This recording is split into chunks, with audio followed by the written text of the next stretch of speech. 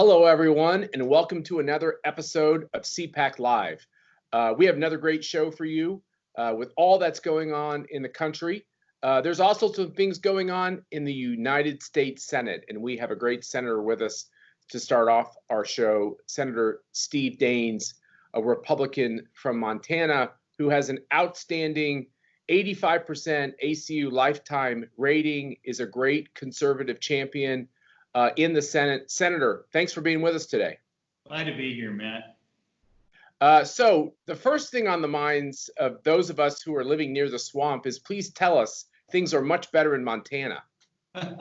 Well, they are. We like to tell folks that we've been social distancing since 1889. You know, we like to be left alone. We live independent lives out in Montana, and things are much better back home than they are right here in Washington, D.C., no doubt. You know, I can already see the news articles that are getting written before Saturday's rally that there'll be somehow an outbreak of Chinese corona after the president hits Tulsa later this week.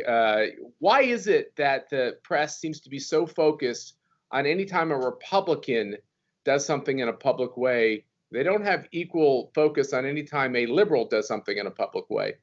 Well, it's just remarkable. In fact, my sweet daughter, Annie, she texted me last night. Annie's recently married. She said, "Dad, I can't watch the news anymore. What's going on?" It's just so biased, Matt. It drives us crazy. And, you know, where are the days of objective journalism? You know, once upon a time, and I think about when I was growing up, it was Walter Cronkite and David Brinkley. You know, these were objective journalists reporting the news. Unfortunately, the media is so anti-conservative, anti-Trump.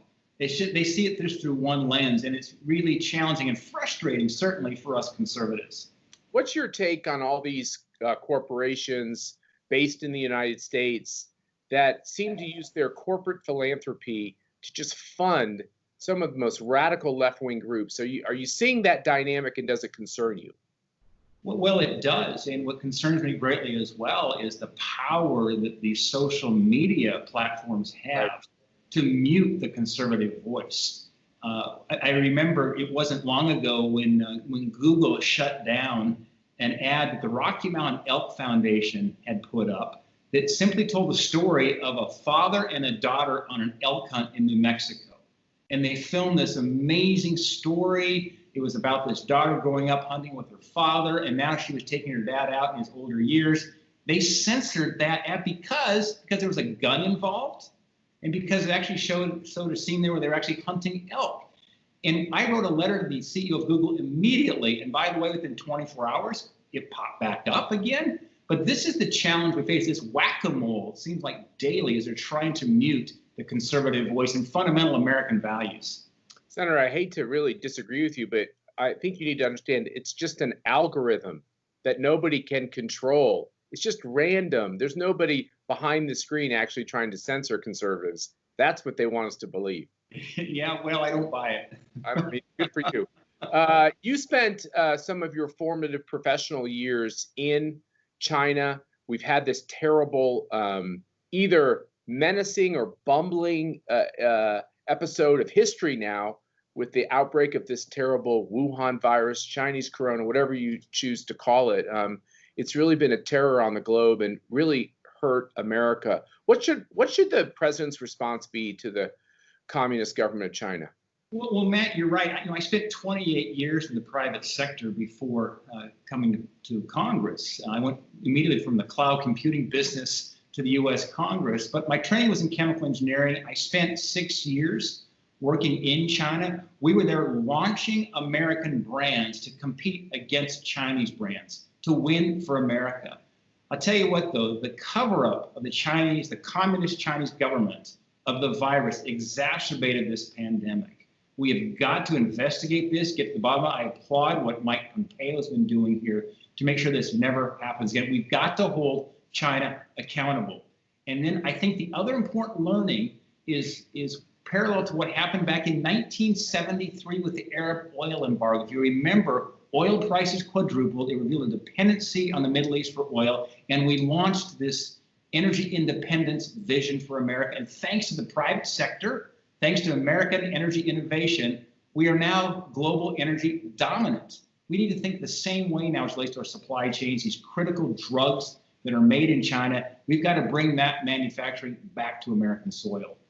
By the way, it won't surprise you that when Joe Biden was in the Senate, he actually voted against all those steps along the way that would have allowed us to be energy independent. And now we're back to this whole idea of how socialists view medicine. And there's a lot of your colleagues up there, Elizabeth Warren and other people who ran for president, Bernie Sanders, who believe that the way we're going to solve our healthcare problems is for the government to do everything.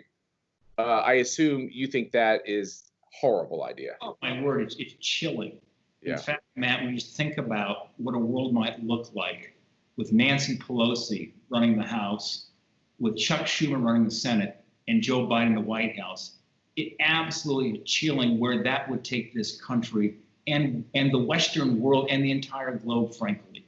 And so this is why we've got to make sure absolutely certain that we don't allow it to happen, because it will be a complete government takeover of everything. And this whole defund the police movement, make no mistake, this is something that is getting traction amongst the mainstream Democrats. Now, Biden has to say no at the moment because he realizes it's such a losing issue for him. But that is the heart and soul. Now, look at the city of Seattle.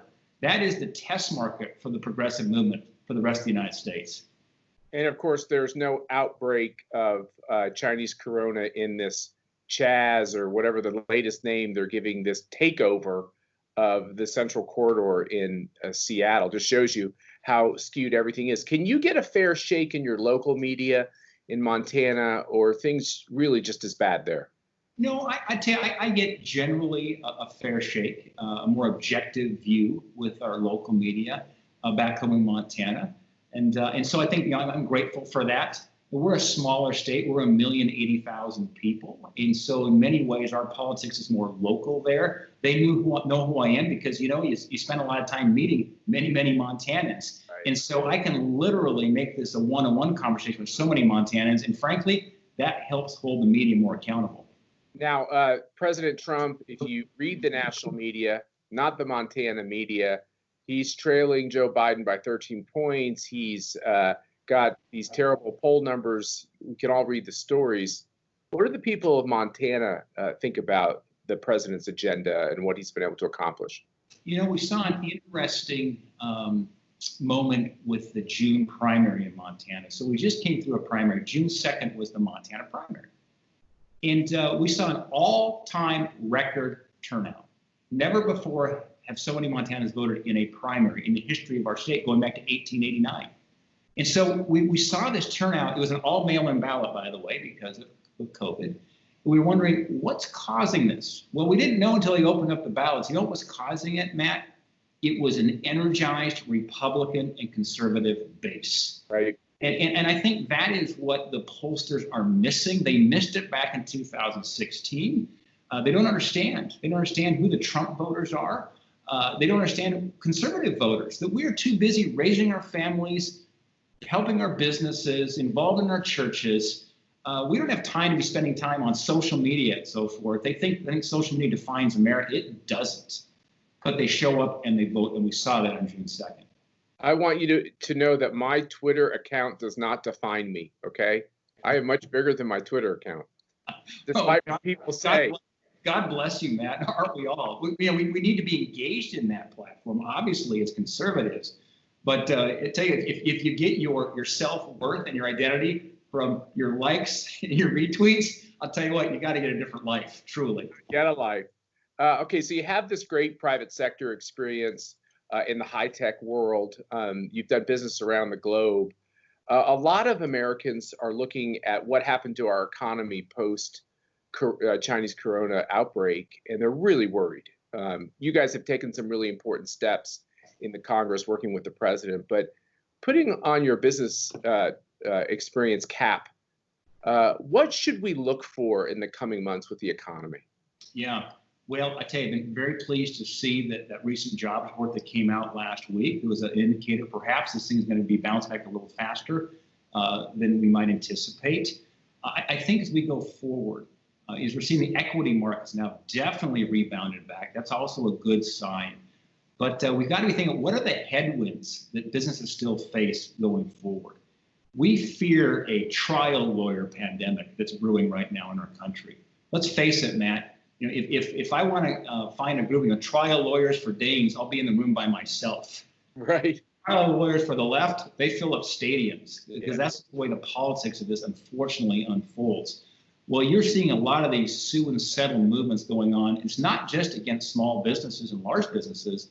It is also schools, universities, medical institutions, and that is giving great pause to many business owners and other institutions because they fear opening up could create these lawsuits. And we have over 800 lawsuits have already been filed in this country. And so that's something we've got to address, I believe, on the conservative side of the ledger as we go forward with a possible another package. So you think we have a chance of getting some tort reform in that next package? Well, again, as somebody who believes strong in federalism, generally I want tort reform to be at the state level. I think there is an exception here to be limited, very targeted, and have a sunset provision related to COVID-19. I think we're in an extraordinary moment. And the reality is a lot of these states that still have these liberal governors are keeping things shut down. I think we could help with some kind of a limited immunity here as it relates to COVID-19. But by the same token, what they're talking about pairing with that, and who knows how this all comes down, but certainly Schumer and Pelosi are really pushing for a lot of bailouts of some of these really poorly managed big cities that are also cutting off funds to their police force. I'm sure that's something that you and your colleagues are sensitive to, how frustrated people would be if they see bailouts. Oh, my word. Of cities, not of companies that these governors shut down. I think we all understand that those companies deserve help, but these cities. Right. No, absolutely. And, it's that old Rahm Emanuel line around not wasting a good crisis. That's what Pelosi and Schumer want to do here. And we are not going to allow the next package to be a bailout for prior fiscal indiscretions that have occurred here in some of these large blue states because they've mismanaged their finances. We cannot allow the American taxpayer to bail out these states. And so anything we do has to be targeted. It has to be ensuring that we are solving the problem at hand, and that is COVID-19 and this economic crisis, and holding states accountable. Because if we bail these states out, there's no incentive for them, frankly, to open back up. They want to keep them shut down till the election's over, Matt. Let's not make any bones about this. This has unfortunately become very political, and 39 million Americans are out of work because of it. Yeah, and the hard thing is in our state where they're mandating the wearing of masks, that's really a death sentence for anybody that has like a restaurant or a bar or a place where clearly you're going to consume food and drink. So these are really pernicious times, and we know that you're one of the Republican senators who are on the ballot in November. We'd like to see you be there for 6 more years. By the way, your votes have been outstanding.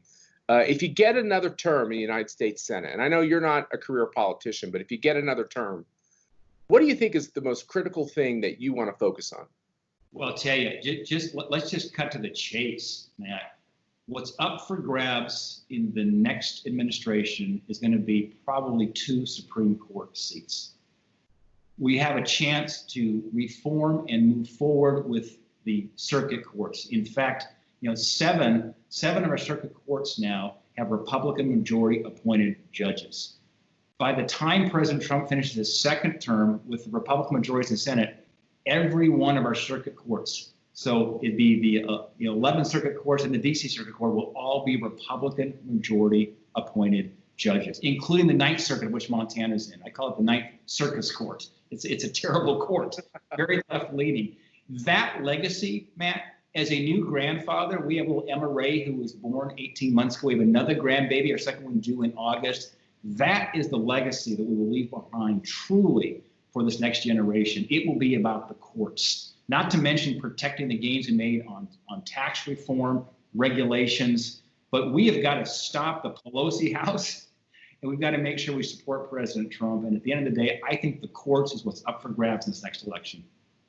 And the second thing is, we also know that if Nancy Pelosi keeps her House majority, I'll make a not so bold prediction. They'll try to impeach the president again.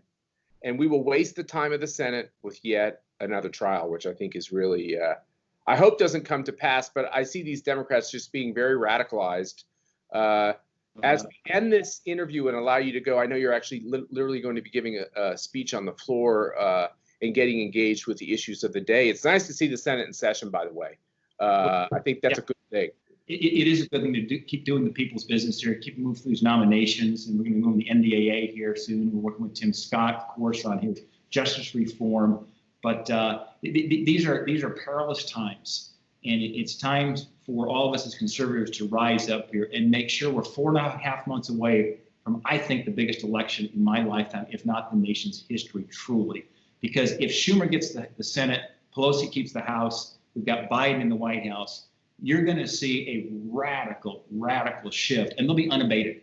We won't be able to stop them as they move to the left. And so this is why my wife and I prayerfully decided to run again in 2020. We're grateful. I'm the son of a U.S. Marine. I'm grateful to get to bring that voice back to Washington, D.C. But there's just so much at stake, Matt. Really is. And we need you there, and your votes are fantastic. As I said, an 85% ACU lifetime voting record, and we're hard graders. We really value what you do, and we need you. These are perilous times. We need you to fight even harder, and we know you will. And thanks for being on CPAC Live, and good luck when you get to the Senate floor.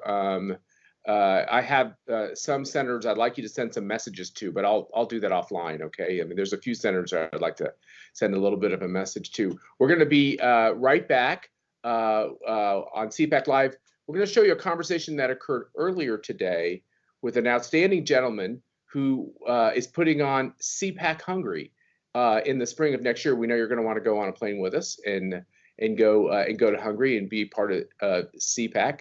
Miklós Szánthó. I hope I said that right. He's a great man. He was with us at CPAC. Stay tuned. We'll be right back after this interview. Today is the 1st of May. Hooray, hooray, the 1st of May, we used to say when I was a little girl. It was either called Memorial Day or Decoration Day. That's history to you. It's my youth. Oh, I don't support it, but it's not, again, it's not like, in other words, there's an emergency. There's a burning building. We have to put out the fire. I'm not going to have a conversation about the color of the buckets that the water is in. I don't know if these people were all sprung from the head of Zeus, or maybe they're all Native Americans. Bless their hearts.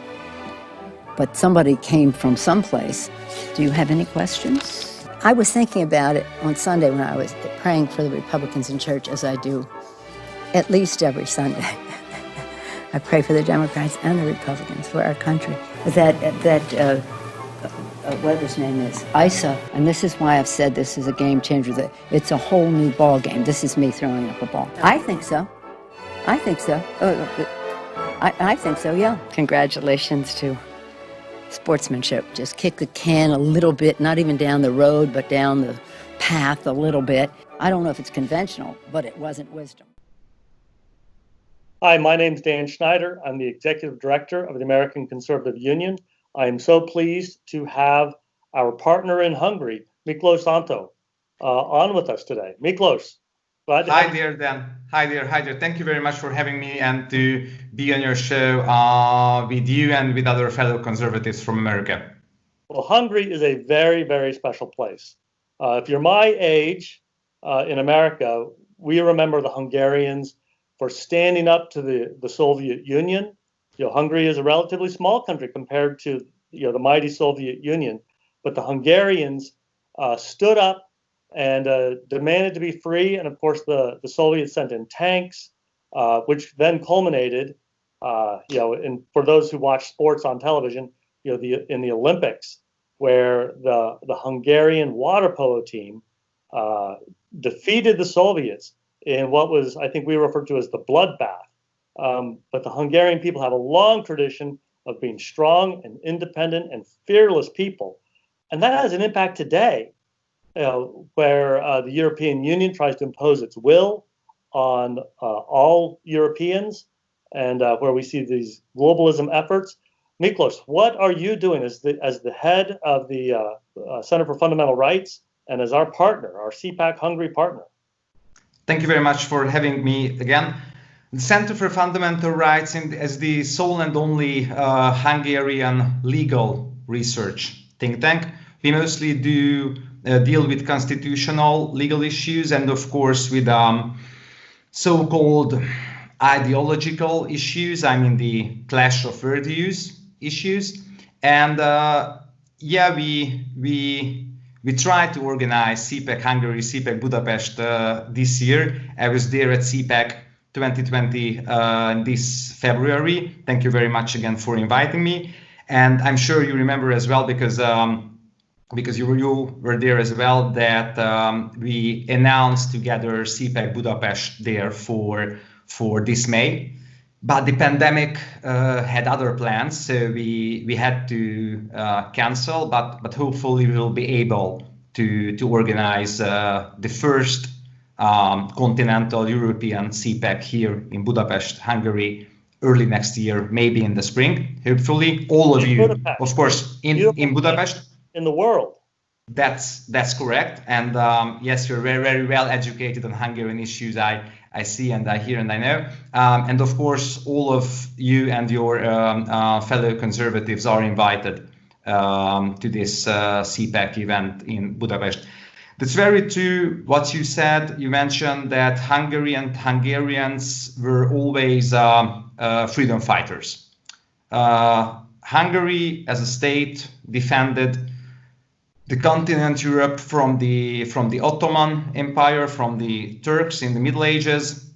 It fought against the federalist plans of the Habsburg Empire, of the Austrian monarchy, and it fought against, of course, in the 20th century, against communism, against socialism, against the Soviet invasion. There was the revolution of 56 you mentioned.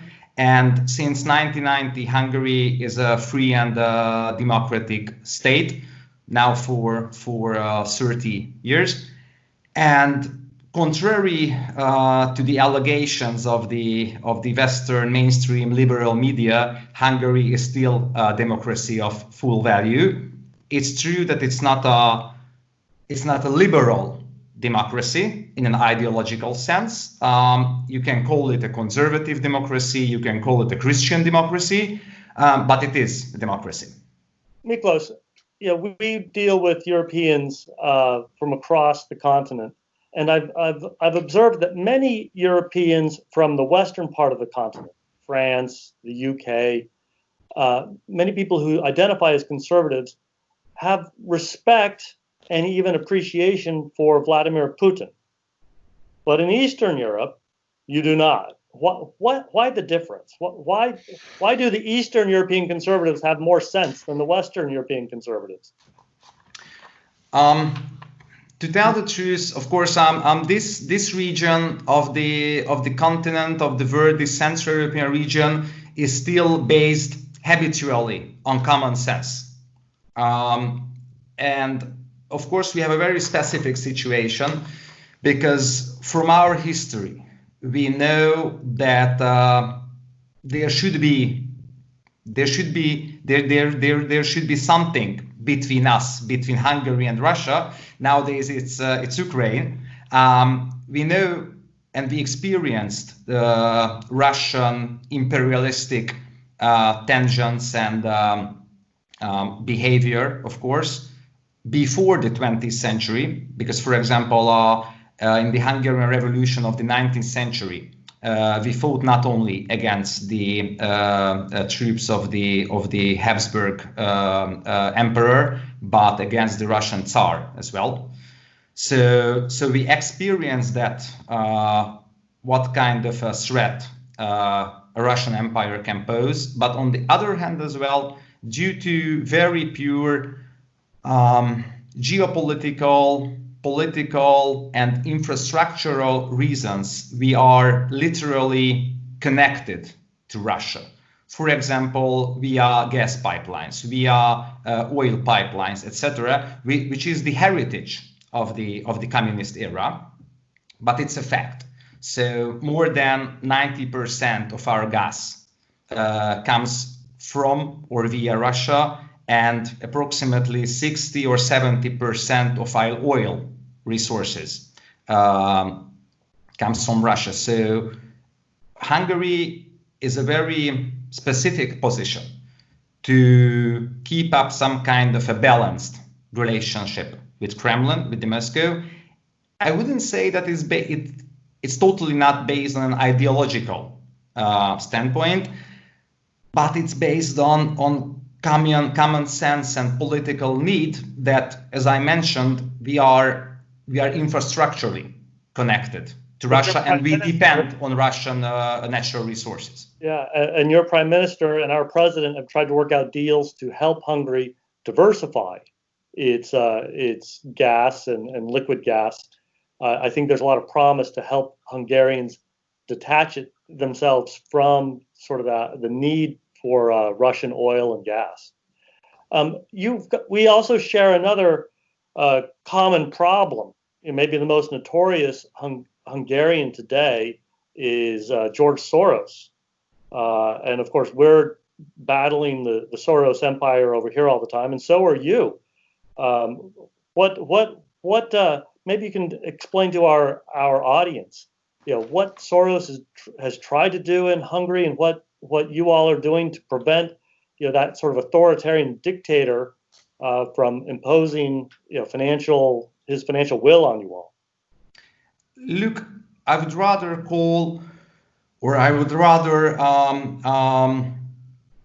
mention not only George Soros, but this whole open society network and basically the ideology of open society. The problem is for us, for Hungarians who do love our country, who do love our national culture, who do love and embrace the sovereignty of our state. Our problem is that forces all around the world in the Western civilization are trying to create some kind of a supranational federal world order with outsourcing decision-making from democratically elected governments up to the level of some kind of supranational, international, or federal entity like the European Union or like international courts. And our problem is that while the local level, the state level, the nation level is, or it has a democratic basis, a democratic legitimacy, then on the contrary, this type of international federal level of decision making lacks democratic legitimacy. So our problem is, first of all, this type of institutional problem that some forces with the leadership of George Soros and the Open Society Network, they are trying to outsource decision making.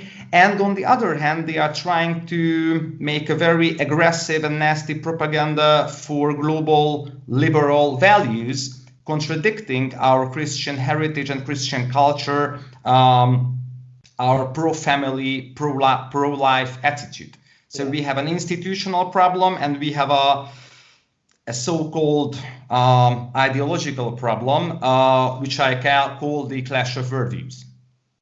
Americans have a difficult time understanding these supranational bodies. We are highly skeptical and even hostile toward the UN. And that's kind of our best understanding of what a supranational organization is.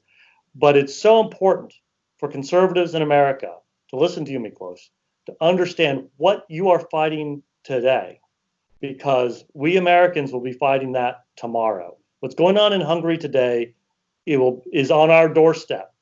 And whether the George Soros Open Society crowd, the European Union, all of these supranational forces, they want, and here's the bottom line. They want to rob individuals of their freedom and their liberty, and to impose their, you're using the word liberal or left wing, their left wing ideology on the rest of us.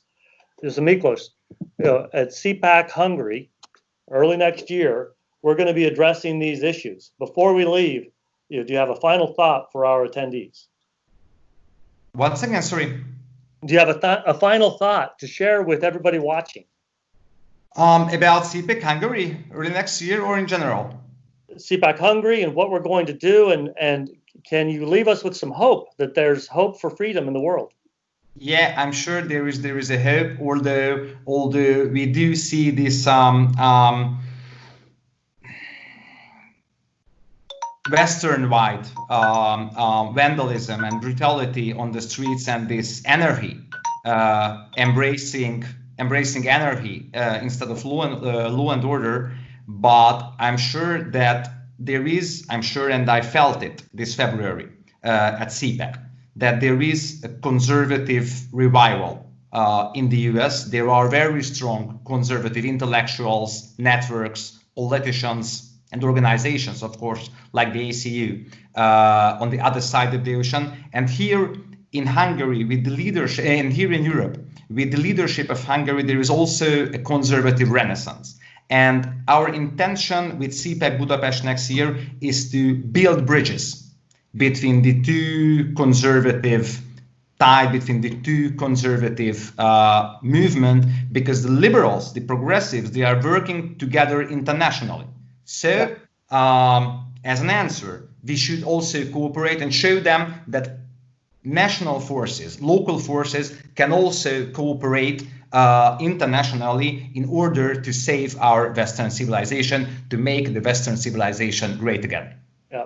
Well, as Matt Schlapp and I have traveled around the world, having international CPACs in Korea and Japan and Australia, Israel, Brazil, we've got maybe 24 additional countries that want to join Hungary in the coming years to do these CPACs.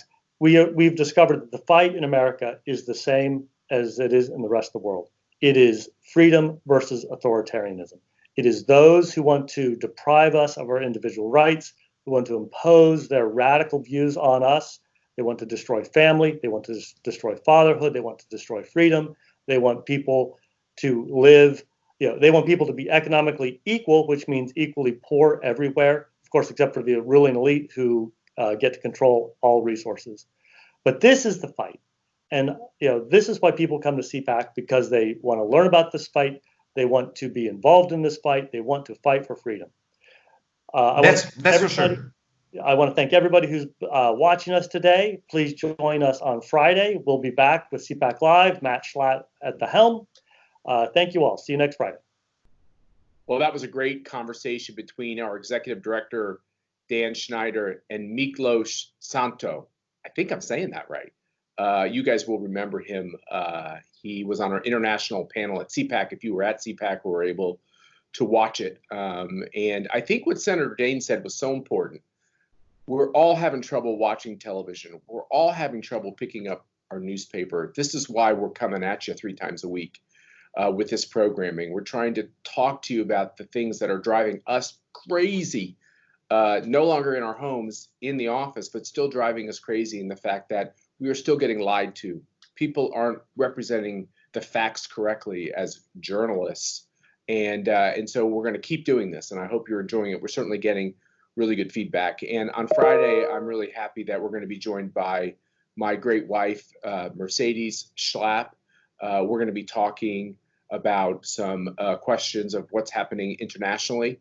And also, we're going to be joined by Phil Kerpen, who's a great conservative thinker and doer, who's going to talk to us about the pernicious idea, the terrible idea of Medicare for all, which, by the way, Steve Daines, who's up for re-election in Montana, his opponent, Governor Bullock, actually won't tell the voters that he's opposed to Medicare for all. We know why he won't say that, because he's going to be for Medicare for all, just like he's for an assault weapons ban, and he's for abortion through 9 months with taxpayer funding and all these types of radical ideas. Look, folks, the Democratic Party has turned very left, very socialist. There's no reasonable people that can say, or moderate people that can really be proud of their association with the Democratic Party. This is a critical moment for us all to get engaged. We appreciate everything you do in your communities, and we appreciate you watching CPAC Live. You all have a great day.